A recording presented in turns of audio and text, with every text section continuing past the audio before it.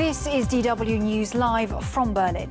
Turkey's president says the Netherlands will pay the price for expelling a Turkish minister.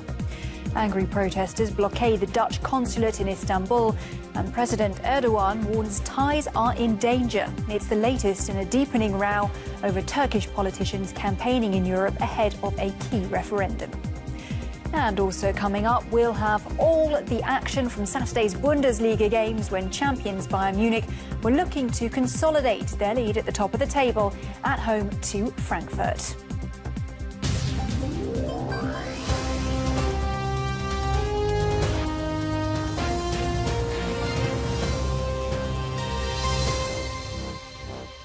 I'm Helena Humphrey. Welcome to the programme. Turkish President Recep Tayyip Erdogan has warned the Netherlands that their relations are at stake. This comes after growing tensions with several European countries over the issue of senior Turkish politicians holding political rallies. The country's expats are among Erdogan's strongest supporters, and their votes may be crucial in a forthcoming referendum aimed at granting him expanded powers. Critics say it's a move towards dictatorship, and European countries are tiring at what they see as agitation on their territory. Well, to get a closer view of what is happening on the ground, let's bring in Michelle Kerez in Rotterdam and Dorian Jones in Istanbul now. Dorian, firstly to you, protesters back on the street in Istanbul today. What are they saying? Well, there's a great deal of anger among these protesters, and it appears that one actually managed to get into the Dutch consulate and remove the Dutch flag and replace it with a Turkish one. Quite how that happened, given that there is a large amount of security and these heightened tensions, will raise concerns, especially as on the streets outside there is a lot of anger. People are very incensed at the fact that dogs were used to break up the protests, the Turkish protests in the Netherlands, along with the fact that their ministers haven't been allowed to speak. Outrage, there's feeling a sense of Europe always is lecturing Turkey on democracy and freedom of speech.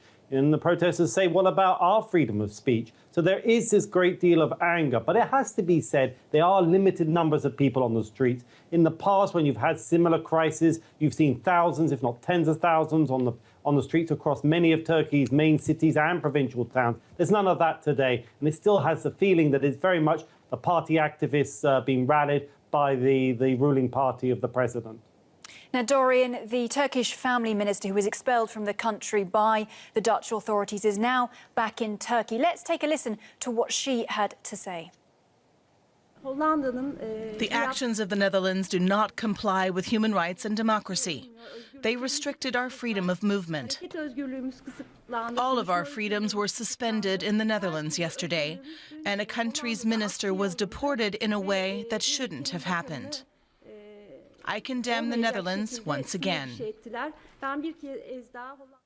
So, Dorian, the Turkish family minister there condemning the Netherlands, the Turkish government, the president no less, threatening to make Netherlands pay the price for these events. What are the possible countermeasures?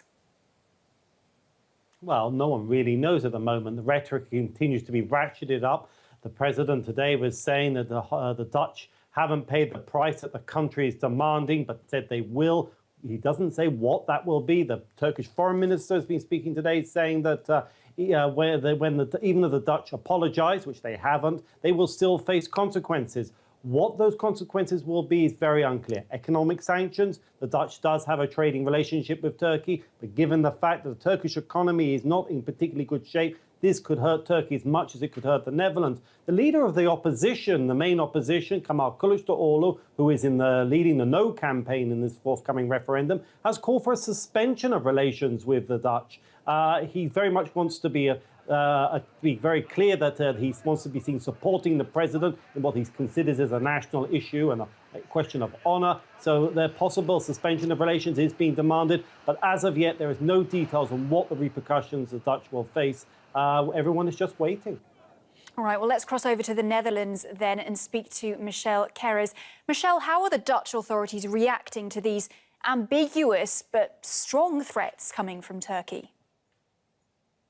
Well, the Dutch this morning are definitely looking to de-escalate the situation. Prime Minister Mark Rutte has reiterated that he thought that Turkey overstepped its bounds, but said, okay, we made our point and now let's talk. He basically said he invited the Turkish Prime Minister, to discuss the whole thing over, as he put it, a large plate of food. So as far as sanctions are concerned, I think everybody is just waiting to see what's going to happen. The two countries are connected to each other in numerous ways, depending on each other in numerous ways. And from the Dutch side, obviously, nobody's interested to have this escalate even further. Well, they may be looking to de-escalate the situation, but it was a very turbulent night last night, protests turning violent in Rotterdam. Michelle, how does the Dutch-Turkish population feel about these protests? Well, it's a large Dutch-Turkish population here, and usually about 65% of that population votes for Erdogan's party, as in strong support of Erdogan normally. So they were very upset yesterday when their minister, what they considered their minister, to be treated unrespectfully in the middle of the night. While she was not allowed to enter the consulate and talk to them. So they are very upset. But that's the majority. There is, of course, a large minority of Dutch Turks that feel differently and say, okay, we should separate these issues. All right, well, Michelle, yesterday we saw that strong stance from the Dutch government, as you sort of started mentioning, officials today in the Netherlands striking a more measured tone. Let's just have a listen. The Dutch were referred to as being remnants of Nazis, and I thought to myself, do they know I'm a mayor in a country that was bombed by the Nazis? So a lot of strong language from Turkey. But I do believe common sense will ultimately prevail. Michelle, do you think that Dutch politicians are using this incident for campaigning in, of course, the elections which are taking place next Wednesday? Well, the elections were part of this right from the beginning. Of course, there was the issue at hand that I think a lot of politicians in the Netherlands thought it was not a very good idea to have Turkish people come here, Turkish members of the Turkish government, to basically campaign for something that is not very democratic, or at least seen that way in the Netherlands. So that was one part of the story. The second part, of course, was the election. Nobody at this point wanted to come across in the Netherlands as being weak towards a foreign government or have a weak stance on immigration issues, because, as you know, the whole election campaign centers around Geert Wilders with his populist party, and he is making big gains in the polls now, standing on second position. Absolutely, two campaigns seemingly going up against each other. But Dorian, this is not an isolated incident. Several ministers have been prevented from speaking in Germany, Sweden, Austria. Now the foreign minister is giving a speech in the French town of Metz. Is that a step in a more diplomatic direction, do you think, for Erdogan? Well, I think that they will be wanting to see that one country there doesn't have a problem with their campaign, because it's increasingly appearing that the whole of Europe is standing up to Turkey. They will point to the fact that the French rally will pass without any incident, and then they will say, well, why can't the rest of Europe behave like France? I think that will be the stance that's probably taken by the president if the French rally goes without incident. All right, Dorian Jones in Istanbul for us and Michelle Kerez in Rotterdam. Thank you to you both. Now, in her first comment since being removed from office, South Korea's impeached president, Park Geun-hye, says she's sorry but denies any wrongdoing in a corruption scandal. This after Park arrived home to a crowd of supporters 2 days after the country's constitutional court ended her tenure. A police motorcade escorted her from her executive mansion to her house in Seoul. Her downfall came after a close friend was accused of taking bribes in exchange for access to the president. Park's now likely to face charges. Sports now. Let's catch up with Saturday's Bundesliga action. Well, runaway leaders Bayern Munich hosted Eintracht Frankfurt following their thumping win over Arsenal in the Champions League midweek.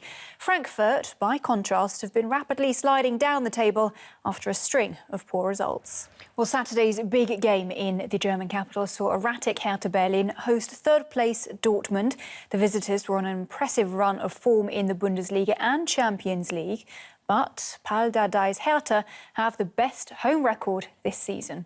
You're watching DW News from Berlin. More coming up at the top of the hour. For all the latest news, head to our website, dw.com. I'll see you very soon.